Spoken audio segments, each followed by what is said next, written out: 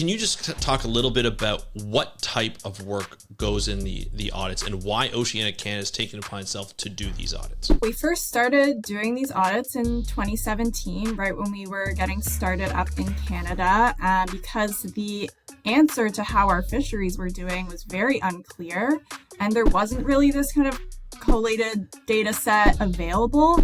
So we set out to do it ourselves. Last year, we had less than a third of Canadian fish populations assessed as healthy. And this year, we have just over a third of fish populations assessed as healthy. So that's 35% in that zone.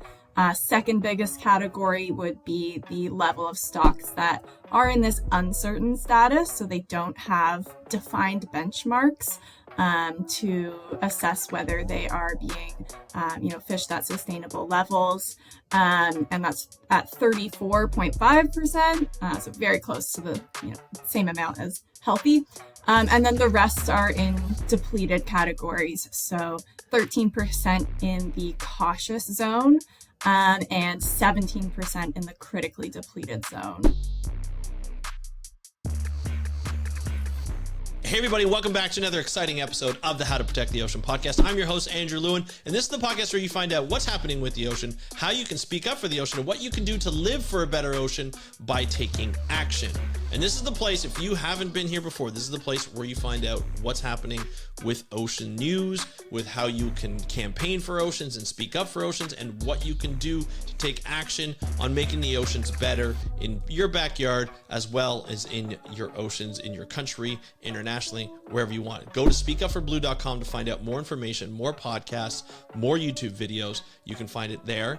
You can also get all that information going to your inbox or coming into your inbox by going to speakupforblue.com/newsletter. Monday to Friday at 8 a.m. Eastern, you will get an email to your inbox to be able to find out everything you need to know about the oceans. Today, we're going to be focusing on the 8th Annual Fisheries Audit from Oceana Canada. Fisheries Scientist Rebecca Schijns is here to talk about the audit, go through some of the great points that she sees and what she likes about this year's audit and what the movement that's been made since last year, and also some of the low points that we've seen, some bad decisions regarding capelin and cod stocks, and increasing those quotas and allowing offshore to increase those quotas and fisheries to continue to happen.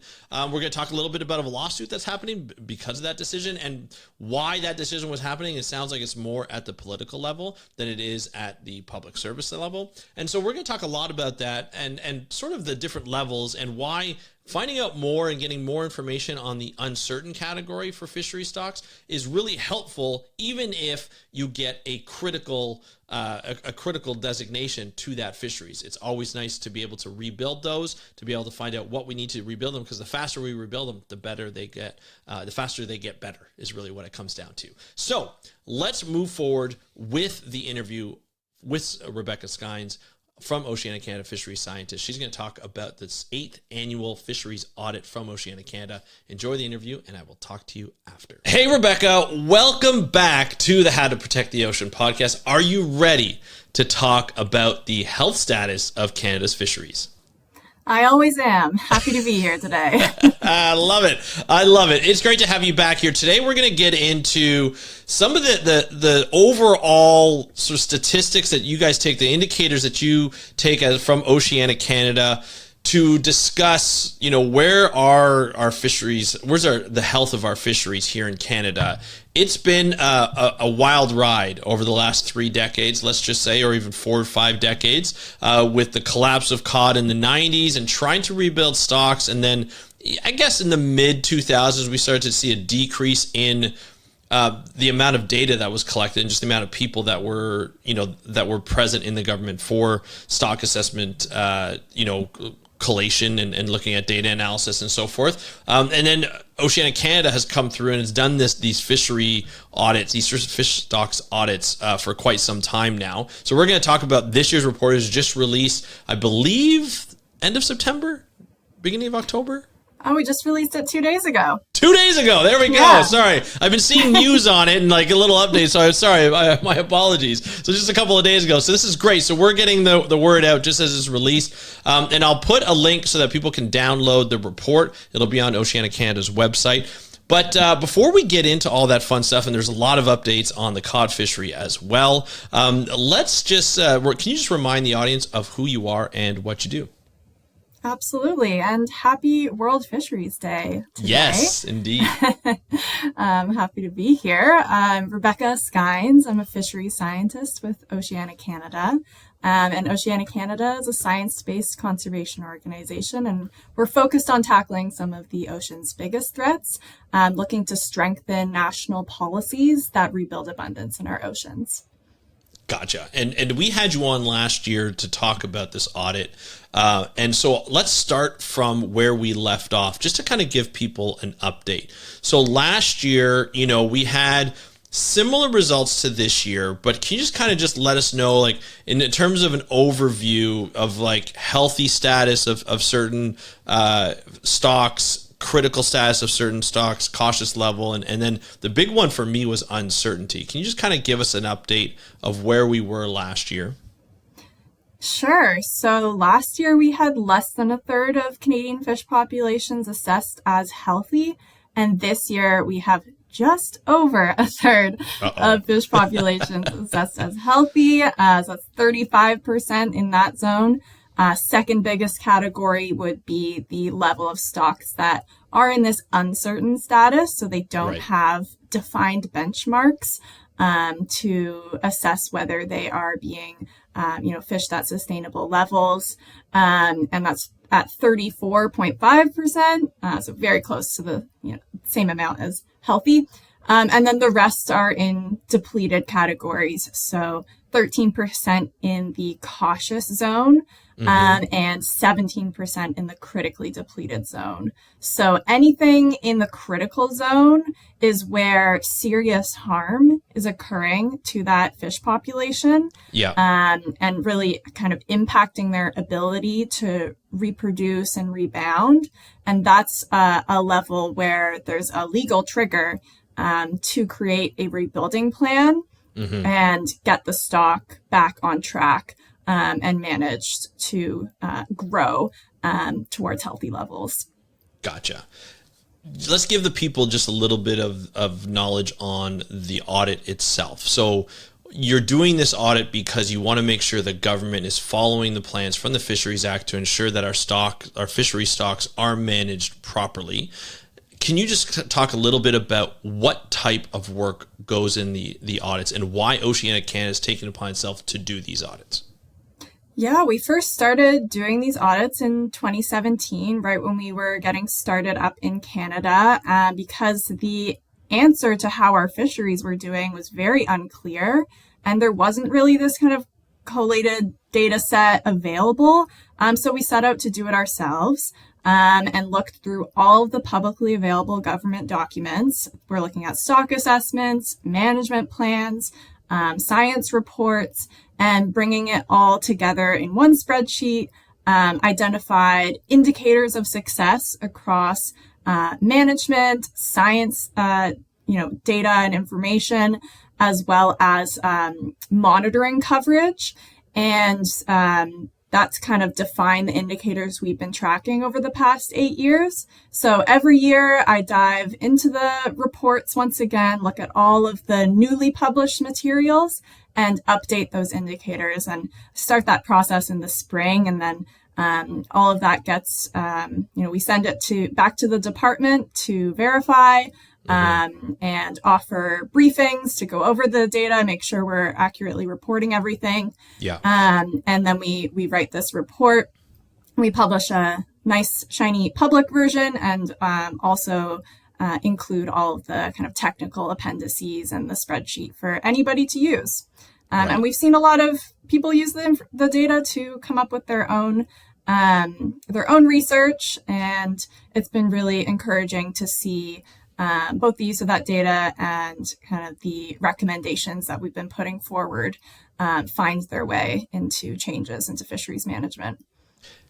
Does the government put out their own reports on each stock? Like, do they have their own technical? I know they have like a technical series. Do they do like an annual report for all the different fishery stocks every year? So that's something that they started doing after we started doing this audit. They started putting out a survey of fisheries. It's not as comprehensive as our data set, but we definitely use that to feed into ours. Right, of course. So they look, and they've been kind of adding stocks that they've been tracking across their kind of reporting, but you can't really assess the trends as well, and there isn't a report to Parliament, which is something we'd really like to see, the government kind of having a self accountability to Parliament and to report on the state of fish stocks in Canada. Yeah, that sounds, I mean, that makes common sense, right? Having that to go back to the government can look at this, make their assessment, and go back and try and improve the fisheries if they need to. Do you think, it may not be directly, could be directly, do you think that the Oceana Canada's fisheries audit put on pressure for the government to put out their own stock assessment reports for each one? Like, do you think that Oceana Canada had that direct influence? I think it was a contributing factor. I would like to believe so. And, we do get a lot. This audit is well received. And the recommendations are, we do meet with the department across every region in Canada and in national headquarters in Ottawa to review the findings and our recommendations. So we have seen some of those recommendations taken up directly, including, more transparency, more accountability, more data and reporting over the years.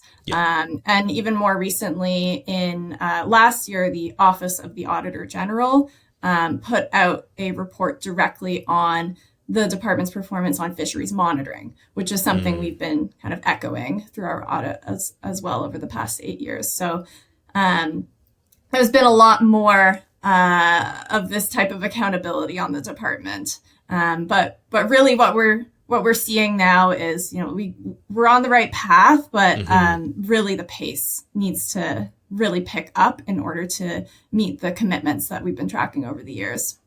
Yeah, and I want to reiterate too, and we had you on last year to talk about this as well, but Oceana Canada has a very good working relationship with the DFO scientists who are doing this stock. Like, you guys are working together, you're getting the data, but you also, as an organization, puts a little pressure to be like, hey, this is where we're at right now. This is where we could be. Let's try and pick up as you mentioned, pick up the pace a little bit, and let's start to get more of these, critical, was it replenishment plans or rebuilding plans back to, faster. Let's get the uncertain, let's get them, let's get knowledge on those, let's get assessments on those, and make sure that we can get this data. So you kind of wear, as an organization, you wear two hats in this regard. Is that a safe assessment?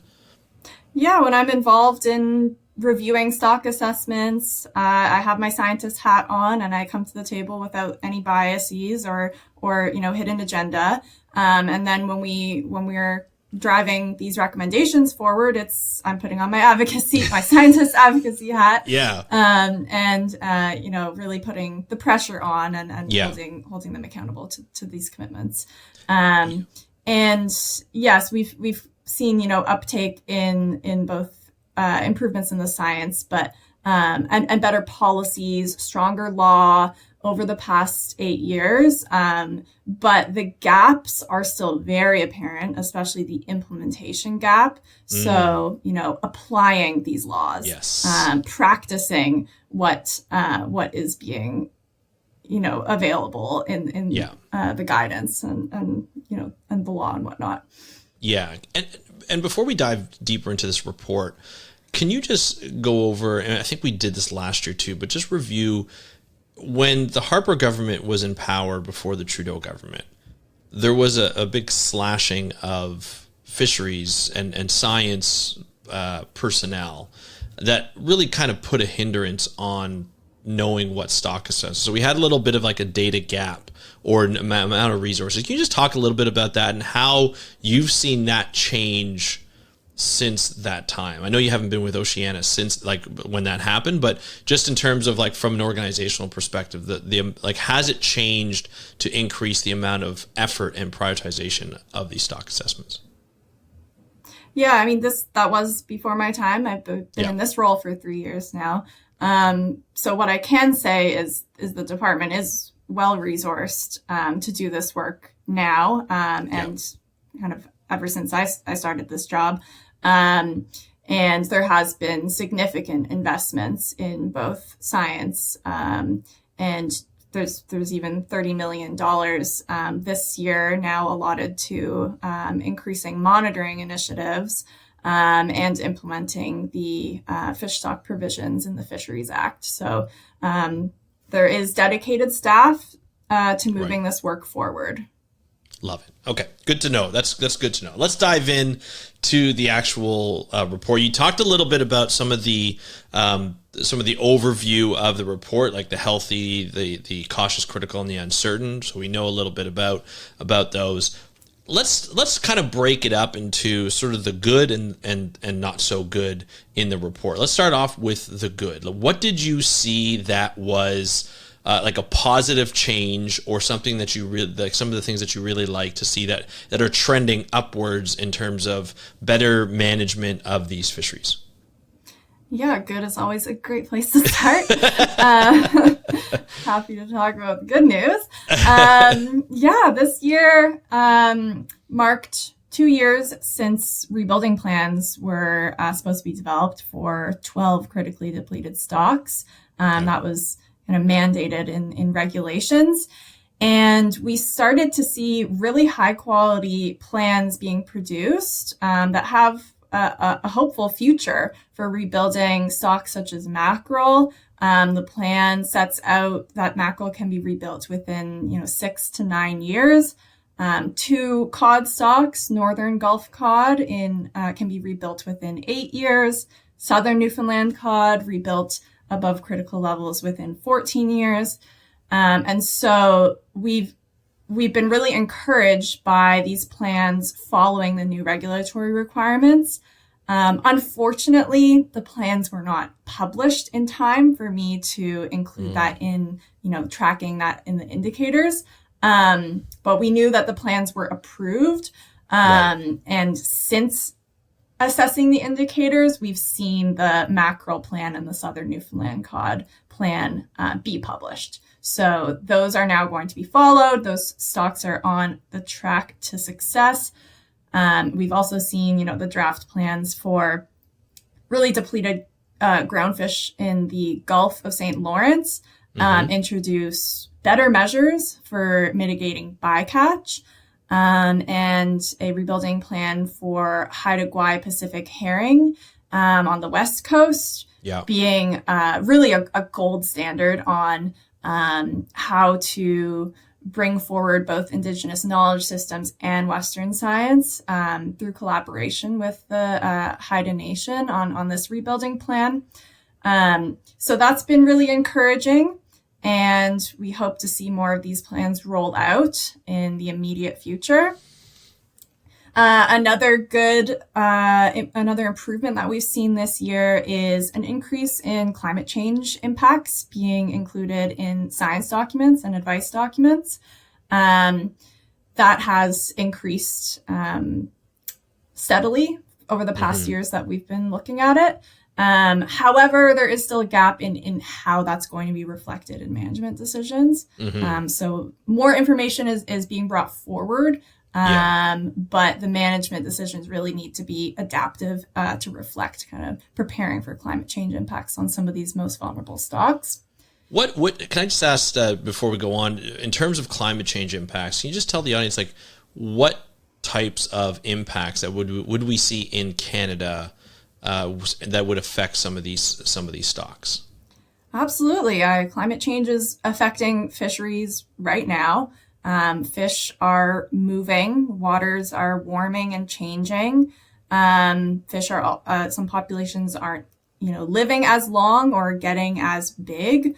They might not be able to find prey in the same areas or at the same times that they used to. So in terms of managing and preparing the fisheries for these impacts, there needs to be, risk included in decisions and management decisions, like where to fish, how long, and what amount.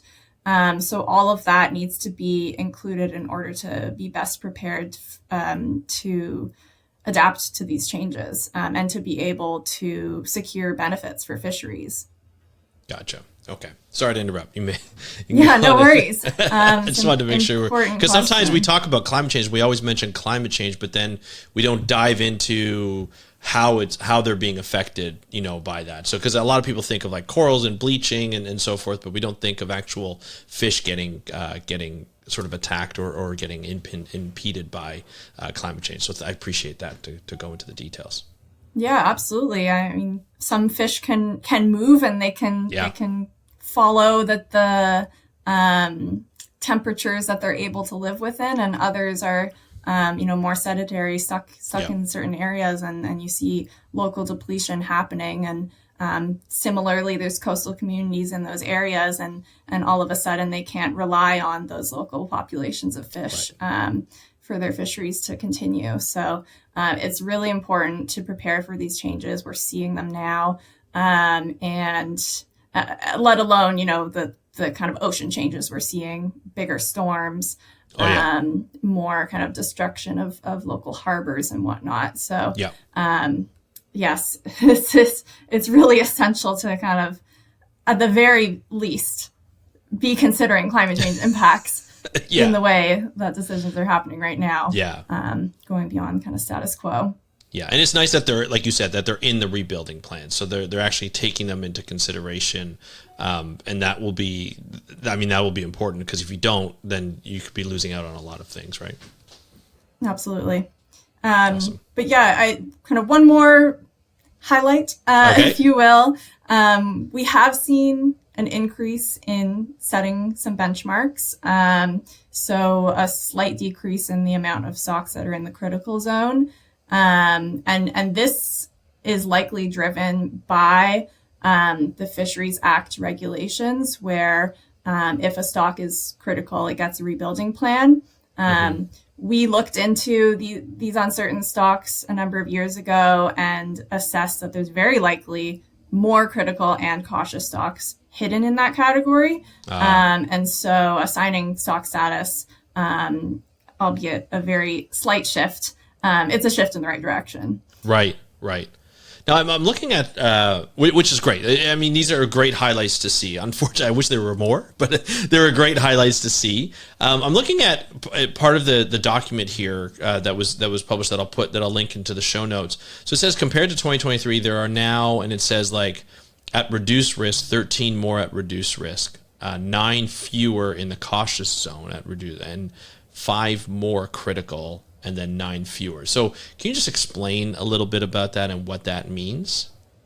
Yeah, definitely. So that's looking from last year to this year. So 9 fewer in the uncertain category. That's kind of that shift that I just mentioned. Those stocks got a status. It could be a critical status, cautious, or healthy. Gotcha. And we've seen more kind of move into be assigned that they are healthy. That's good. And for the critical stocks, that either came from uncertain to critical, or something slipped from cautious down to critical. Gotcha. And so that's, a concerning increase that we've seen, more critical stocks this year than last. Okay. But it's a lot of, like, I think that's what is really interesting is about the uncertain category is you could have more that are, healthy, and you could have some that are in the cautious and some that are in the critical, but at least we're assigning something. And even if they're in the critical, and obviously that's not good, you don't want to see them in the critical, but at least we know they're in the critical. That triggers that rebuilding plan. Then we can start moving as a country, like start managing it properly and hopefully seeing that increase, or at least finding out why it's in the critical zone and be able to do that. I think that's the great part. Like we have 34%, I think it's 34.5% in the uncertain. There's a lot there that could be healthy. We just don't know. But they could also be critical, and we need to know to make sure that we could get them back up to where they were, which I think is really cool to just have that just to assign more into categories, I think is really great. So that's a good, I like that. That's a good way forward. Now let's start talking about some of the not so great things. I don't want to say bad, but not so great things. But like we looked at good, now we're looking at bad. What were the things that you didn't like that were revealed in the report? Exactly. Yes, on the other side of, we saw a slight shift of stocks in that uncertain category. We have not seen significant change, despite having a policy since 2009 that kind of sets forward how we're supposed to be putting these stocks in stock status categories in order to manage them better. Mm-hmm. And so that's really concerning, as well as that increase in critical stocks. And we are now at the 5th year of having a modernized Fisheries Act. Mm-hmm. That includes those regulations for setting out rebuilding plans. And currently only 30 out of nearly 200 fish stocks have this Fisheries Act apply to them.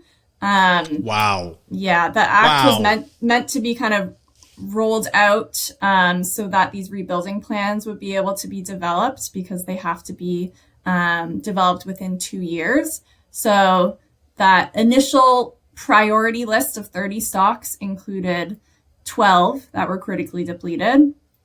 2 years later, we've seen these really high quality rebuilding plans slowly being rolled out, albeit a lot of them unpublished. Mm-hmm. But the rest don't have any regulatory requirement applying to them yet. Right now, we've seen a second list of around 65 stocks, including around 6 in the critical zone, being proposed to be added to the Fisheries Act. Okay. But that still leaves, almost half of the fish stocks still without a regulatory timeline. So there's been a really slow rollout of what appears to be a very strong rebuilding requirement in the Fisheries Act. And that has ultimately led to huge delays in rebuilding these stocks, huge costs to Canadians, both, the governmental burden as well as the cost to the fishing industry and not mm-hmm. seeing these stocks rebuilt to healthy and profitable levels. This has also led to a lot of kind of inconsistent management decisions, because we see stocks that are included in the Fisheries Act getting better decisions that are following the law, and others, such as, for example, forage fish like capelin, we see continued overfishing on. So we're really calling on the government to pick up the pace mm-hmm. and include all these stocks in the Fisheries Act, get these rebuilding plans in place and followed, as well as, all the other good qualities that we need in management, which is preparing for climate change, implementing the rights of Indigenous peoples, and improving fisheries monitoring. So we went from 30 out of 200, stocks that were actually, I guess they were part of the Fisheries Act. Is that correct? Yeah, they're listed in the Fisheries Act. Listed in the Fisheries Act. Okay. For these rebuilding requirements to apply. Gotcha. So if it's critical, it gets a rebuilding plan. If it's cautious or healthy, it has to be managed towards healthy. And then this year there were 60 more that were added that will be added. They're proposed to be added. So we haven't seen them in the regulations yet. And so we want them to get it in there as soon as possible. And it's interesting because when you say that, you almost say it like sarcastically, because you've been working at this for, I know, 3 years, but you've been working as a fisheries scientist for longer. And I think you and I can kind of pick up on a little bit of that. You're like, it's proposed. It doesn't mean it's going to be there. Out of the 60, do you think all of them will be on there? Because that's sort of what I'm hoping for, but what I get when I hear, there's about 60 more that are being proposed, but it sounds like, you're a little worried that not all of them will get proposed. Could there some that be removed from that, or is there a good likelihood that all of them will be on there? It's pretty likely that all will be put forward because to get on that initial list, they had to kind of go through a whole other process. Gotcha. But we engaged in the consultation period for that list. Yep. We said, keep all 65 stocks on this list, add more. There's some other critical stocks that need to be included, and they need rebuilding plans to be triggered. So we put forward, kind of a subset of priorities to be considered to be added in this regulation, as well as, get a third and final list of all fish stocks included, get that process started. What's taking them so long? Like, why is it? I know it's government, but what's taking them so long? Yeah, I mean, there is a lack of urgency on kind of seeing the long-term vision for what healthy fisheries could mean for Canada. Kind of inconsistent decisions from fisheries management. It appears we're still kind of stuck in this short-term crisis management way of thinking and applying the law and policies. And really kind of a lack of a long-term vision. And what that comes down to is a lack of a plan. And that's where we see things like having a rebuilding plan, really, really setting the bar higher than what we're doing right now.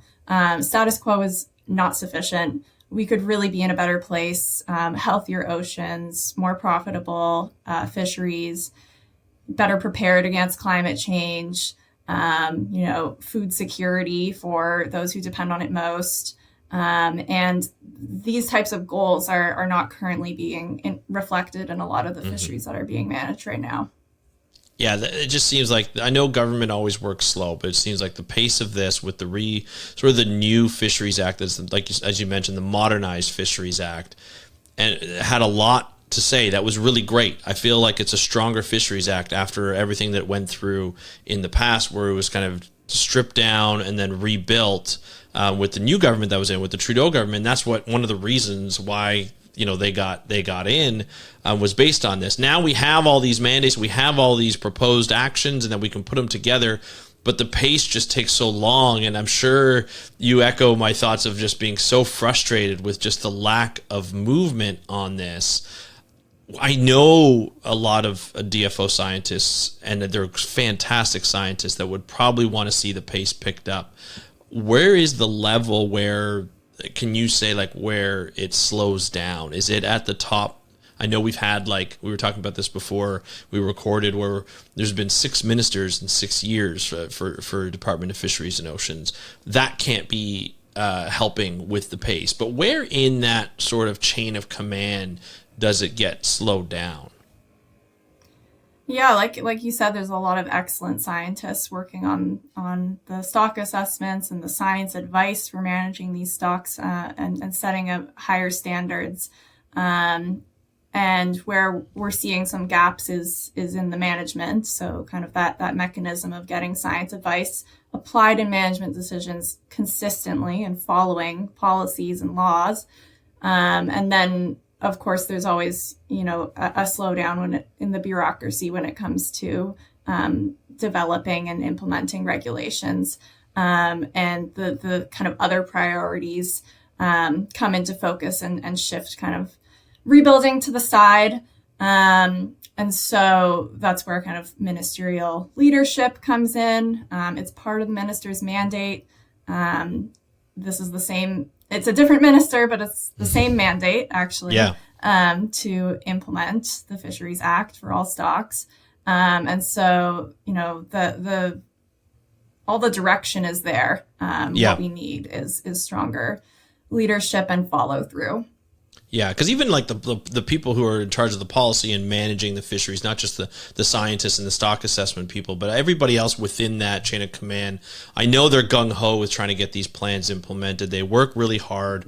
As a citizen, not just as taking out of my science and conservation sort of role here, I would like to see it, better managing, and just like you mentioned, the pace to get these plans in place and actually not just set, but implemented to make sure that they go forward. I know the scorecard and the audit kind of tracks that. But how do we as citizens keep up to date on how the government is doing, aside like during the year while you're collating all this information? How do we keep up to date on what's happening and some of the decisions that are happening, so that we don't just, I mean, obviously the audit's really handy, but so we can see it through and put pressure where we need to put pressure as citizens? Yeah, I mean, we as an organization participate in the advisory committees for a number of these more concerning stocks, as well as the kind of science processes. It depends on, your interests and your skill sets, of course. If you're kind of more academically inclined, you can dive into the data and share research, share this information. If you kind of lie more in kind of the advocacy camp, we have a whole bunch of actions that would really support this work, including, sharing your voice or perspectives, writing. We have petitions that can be put forward, letters to the minister, letters to the fisheries management when these decisions are being kind of considered, which for a lot of these stocks happens in the spring. And we try and keep the public engaged as much as we can. We publish all of our letters of recommendation for setting harvest levels and before the fisheries decisions are made. And there's a lot that can be done beyond taking a look at our beautiful audit. And it is great. Like, I think people should read this, not only just as Canadians, but as people who are interested in how it works, how everything works in terms of the different levels, like the healthy, cautious, critical, so uncertain, in terms of how climate change is put into place. There's a lot of information that goes into this audit that I feel is not only good for a scientist, but also for the general public. And I feel like everybody should be involved in this. It doesn't matter where you live across the country. This is something that you should, about, even if you're in the U.S., because, a lot of times we share fish stocks of some sort, fish don't see borders and so forth. So I think it's important to be able to see that. And we have similar, management practices that we take care of. So I think that's always great. I want to take, I know, we've talked about how there's 200 fishery stocks, and we can't talk about them all in this interview, obviously, but I wanted to just revisit, you were on the podcast earlier this year to talk about the meetings that you attended for the cod fisheries and the capelin fisheries, which are very closely related. Can you just talk about the results of those meetings, what happened, and our disappointment with it? Not just, no spoiler alert, but in our disappointment with it. Sure. So I guess maybe 2 years back, cod have been kind of known to be critically depleted, collapsed, since the 90s, similar time frame for the capelin fishery. And that was a stock, the capelin stock was in that uncertain category. And we had done an assessment that suggested that it was in the critical zone. And sure enough, a DFO assessed it as well as in the critical zone. More recently, the assessment for cod kind of brought forward an ecosystem approach and used a longer time series and the link that cod need capelin to grow and to thrive. So it established kind of that predator-prey connection. And surprisingly, what that led to was a lowering of the limit reference point. And so while there's still really low amount of cod and capelin in the water, both were reassessed as in the cautious zone. And not the critical. It was cautious, not critical. Zone. Okay, so they went up. But they were, they are projected to decline, and that's mainly because there's not enough capelin for cod to grow. So there's just enough for cod to kind of be in that cautious zone, but it's flatlined since 2016, and it's projected to decline because capelin are also not doing well. And what that led to was really an interesting kind of discussion on reopening the fishery, despite there being, the same amount of fish in the water. But kind of that reassessment led a lot of folks from industry, and specifically the offshore industry in Newfoundland and Labrador, to advocate for a reopening of the commercial fishery, and similarly the inshore fishery requesting an increase in the quota. And what ultimately ended up happening was just that. The commercial fishery for cod, after 30 years of being closed, albeit there still had been a fishery existing on that stock for a number of years at pretty higher levels. But the commercial fishery was reopened and the quota was increased. This has led to, more risk of and quicker kind of decline of both of these stocks to the critical zone, and really seen as kind of premature and irresponsible management, not following the intent of the Fisheries Act, overriding science advice, and not following the department's own advice to maintain a closure, and to not increase the quota on that stock. So in the fish, so sorry to interrupt. Like when they're in the cautious zone, say both for capelin and cod, in the Fisheries Act, does it say that they're not supposed to increase or open up a fishery? Is it supposed to stay closed when they're in those two zones, the critical or cautious? There's no language directly like that, Okay. but it is that any decision must minimize the risk of decline. And Gotcha. what we saw was the decision took the highest risk of decline, and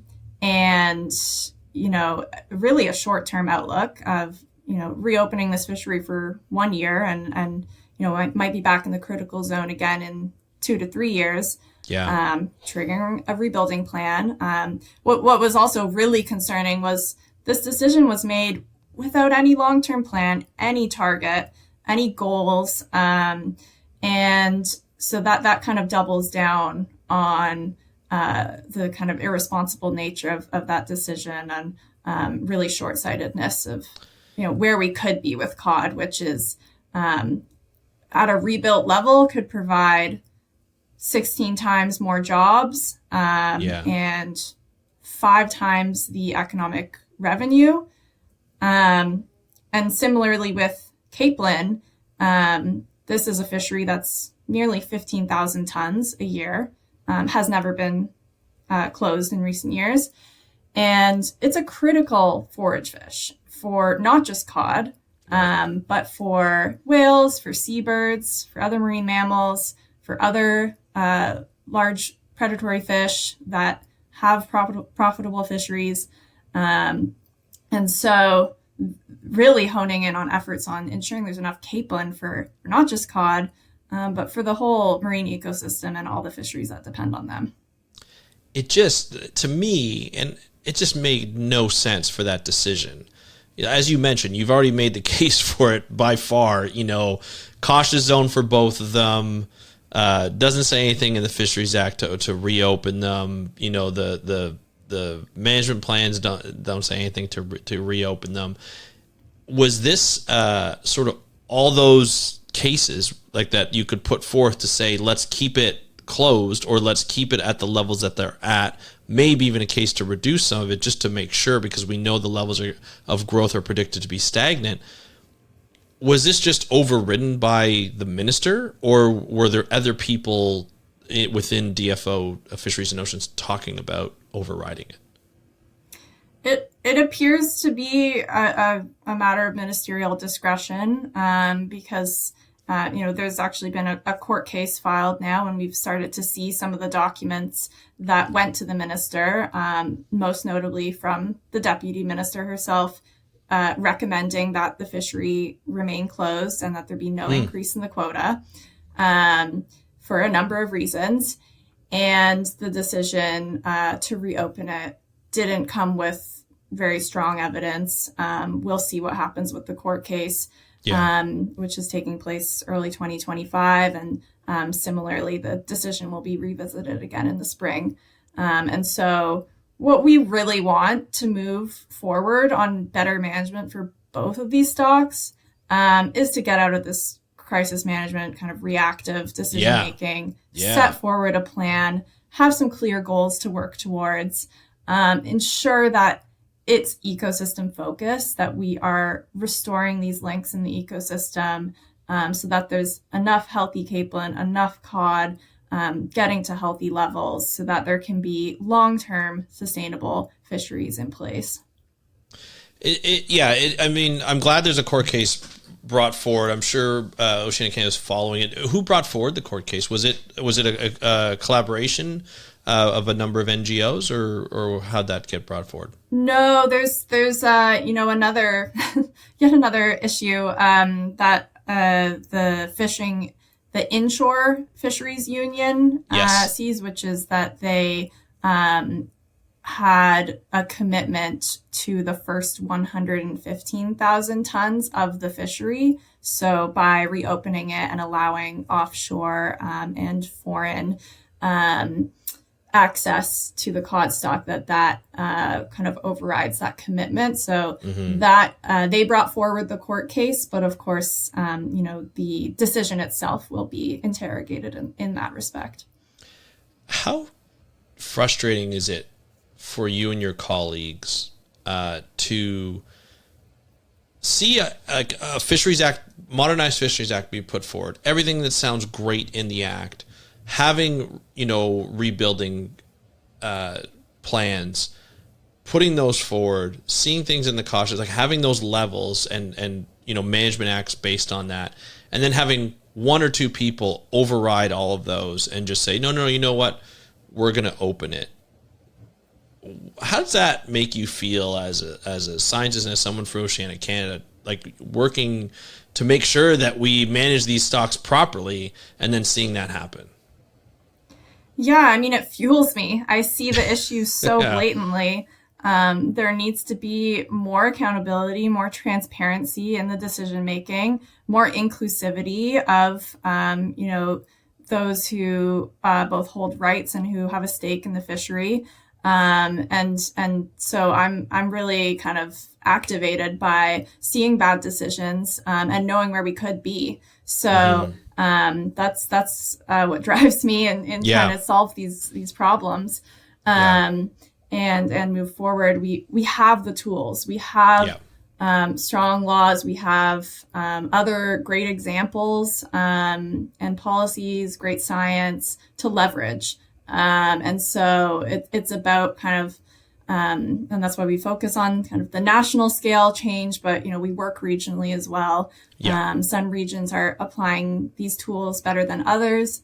And so really having a concerted and collaborative effort, so that we can see, long-term, positive change. Yeah, absolutely.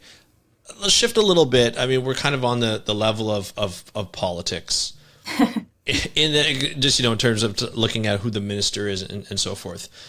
Looking ahead over the next year, there's likely to be a federal election to come in. I think it's safe to say there's likely to be a change in the party that's in government. Not saying it's going to happen, but it could happen. It seems like all the polls are suggesting that the Conservatives could win a majority. Liberals have touted and professed that they are going to be more environmentally friendly. They are going to address climate change, and they have put policies forward. Whether they're implementing fast enough, as we even discussed today, is something that we need to discuss. Conservatives seem less environmentally focused and more focused on taking away some of those policies. The whole Axe the Tax campaign and them sort of just taking away all of the carbon tax policies and so forth. How does Oceana Canada, an organization that's dedicated to ensuring that we can fish forever and properly and sustainably, how does the organization prepare for any government shift when there's a shift in power. I mean, we've had the Liberals in power for the last 9 years. You've been working on this for the last 3 years.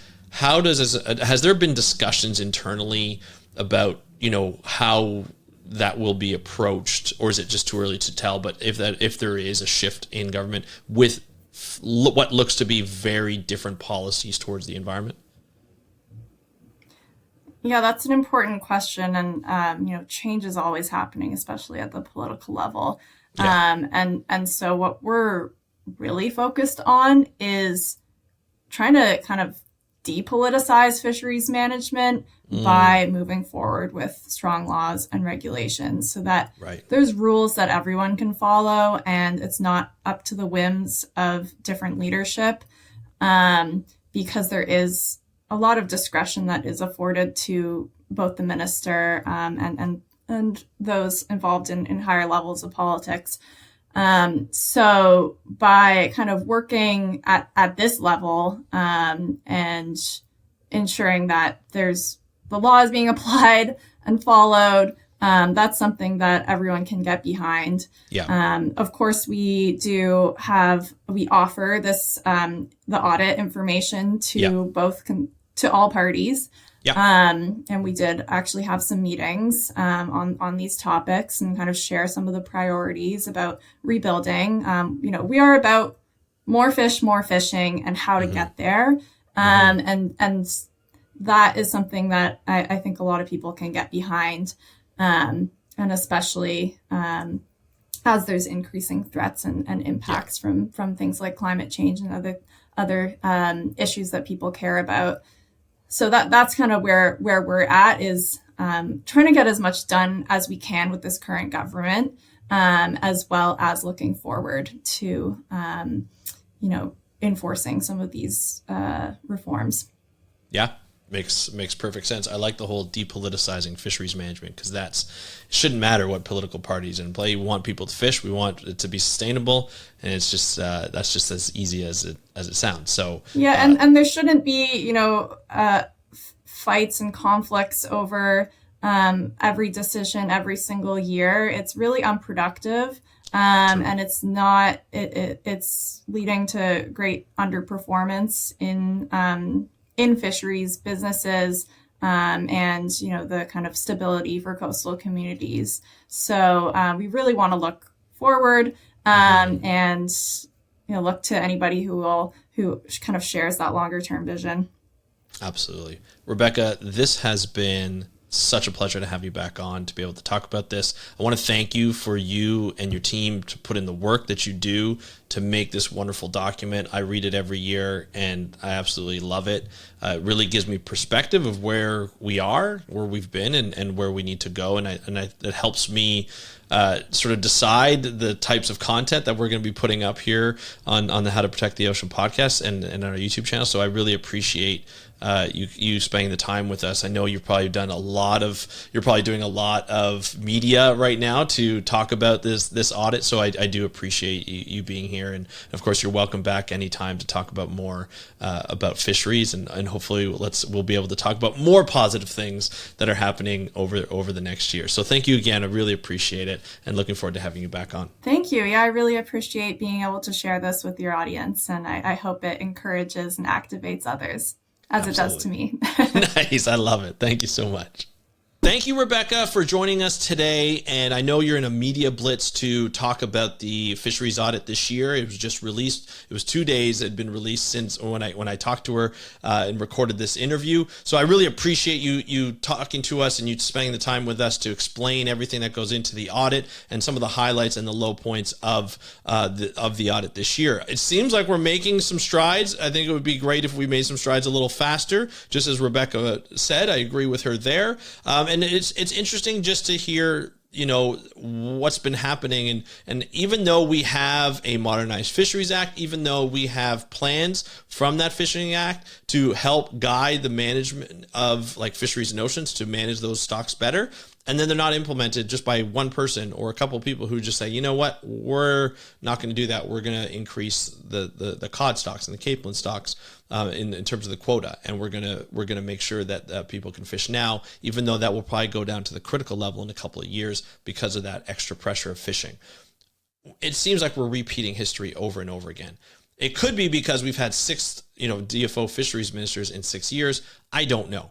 But something needs to change. Something at that level needs to change. Better management. We have to follow the actual plans we put in place because that's what laws are for. That's why we need to do it. And it's interesting to see what will happen with this lawsuit by the Inshore Fisheries Union, because they're affected, because those are really comes down to like the local and artisanal fishers that will benefit, and that'll benefit the communities. You talked about, Rebecca talked about the benefit to local communities that fish, and that it could increase by like 16 times, and that's a huge increase. And we need to make sure that that continues to happen by making better management decisions, being a little bit more patient and move faster in some of implementing those plans, and being a little bit more patient with how the stocks rebuild, because we don't know how things are going to be affected from climate change and other disturbances that we've seen in the past, and that we've seen this creeping up and getting worse and worse and worse. So we have to be very conservative from a scientific point of view when it comes to that. So I love at the end when I asked her about like, how do you prepare for a new government? What's going to happen is depoliticize fisheries management. Can you imagine if we depoliticize climate change and fisheries management and ocean plastic and all that stuff? That would be amazing. I don't know if that could happen, but I love sort of the thought process in there and making sure that, look, we're just looking out for local communities. We're looking out for the fishing community. We're looking out for the people who benefit along with, of all the fish processing and the people around there that benefit from that industry. That's what we're looking out for. Plus, we're protecting the environment. So there's a lot of win-wins in that situation. And so it becomes really, really important. It's complex. It's not easy. We know that. It's difficult to go through. But I'm really glad that there are people like Rebecca and her team to be able to help out in Oceana Canada, as well as other organizations to help out with the fisheries. Really, really great interview. Love having Rebecca on. Love to know what you think about fisheries in Canada and fisheries where you're listening from. If you're not from Canada and you're from the US, or you're from England, or you're from Ireland, Scotland, Australia, India, Brazil, we're listened to all over the world. I would love to hear your thoughts on what's happening in your country.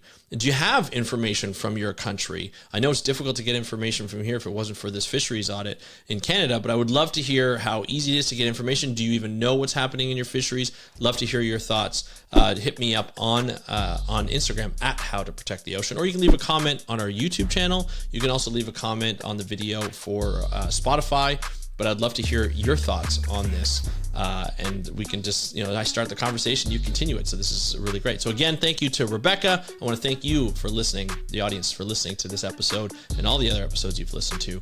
Thank you so much for joining us on today's episode of the How to Protect the Ocean podcast. I'm your host, Andrew Lewin. Have a great day. We'll talk to you next time, and happy conservation.